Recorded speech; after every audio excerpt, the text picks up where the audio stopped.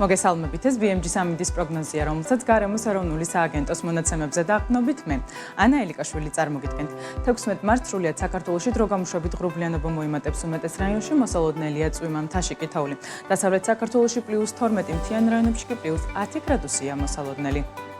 აღმოსავლეთ საქართველოში +13, მთიან რაიონებში კი +10 გრადუსი ფიქსირდება. რუსთავში +13, მარნაულსა და თელავში +12, სიღნაღში ასევე +13 გრადუსი, ომოლოში +9, ლაგოდეხში +8, ცხინვალში +7, გორში კი +8 გრადუსია მოსალოდნელი. სტეფანწმინდაში +5, ბაკურიანში +1, გუდაურში 0 გრადუსი ფიქსირდება. ბორჯომსა და ახალციხეში კი +7 გრადუსს უნდა ველოდოთ.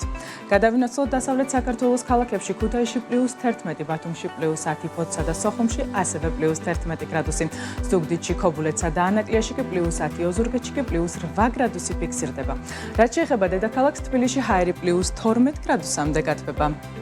ასეთი გახდათ ამინდის პროგნოზი საქართველოში 16 მარტისთვის. დარჩით BMG-ზე და თვალყური ადევნეთ ყველაზე საქმიან ამინდის პროგნოზს, რომელსაც მთის წყალთან ერთად წარმოგიდგენთ.